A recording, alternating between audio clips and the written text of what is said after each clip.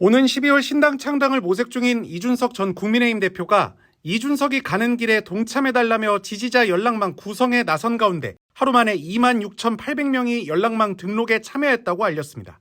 이 전 대표는 19일 오전 SNS에 올린 글에서 자고 일어났더니 하루도 안 되어 많은 분들이 참여해 주셨다며 서울 7,454명, 경기 7,075명, 대구 1,771명 등 지역별로 자신의 연락망에 등록한 숫자를 공개했습니다. 앞서 지난 18일 이 전 대표는 SNS에 언론을 통해 제가 이번 총선을 앞두고 하는 여러 가지 고민을 접하셨을 것이라며 비슷한 생각을 하신 분들과 더 긴밀하고 신속하게 교류하기 위해 연락망을 구성하려 한다는 글을 올렸습니다.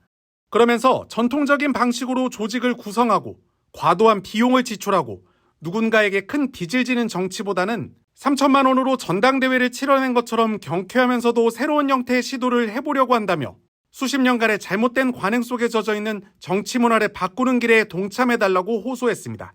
이와 함께 최근 당 혁신위로부터 내년 총선 험지 출마 압박을 받자 지역구 행사에 관광버스 92대로 지지자 4,200여 명을 모은 국민의힘 장제원 의원의 새 과시를 꼬집듯 2023년인데 저비용 고효율의 정치를 한번 추구해보자 온라인에서 관광버스 920대를 모아보자고 말하기도 했습니다.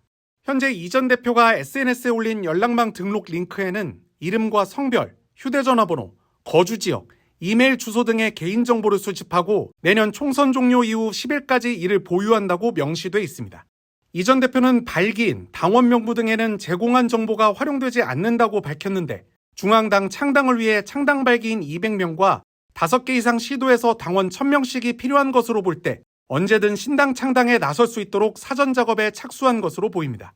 이 전 대표는 최근 언론 인터뷰에서 신당 창당 가능성이 하루에 1%씩 증가한다고 밝힌 바 있으며 지난 17일 MBC 인터뷰에선 신당 창당을 기정사실로 보면 되냐는 진행자 질문에 12월 27일까지 당의 변화, 특히 수도권에서 선거를 치를 수 있을 정도의 명시적인 방향이 없으면 신당 창당으로 간다고 선언한 상태라고 답했습니다.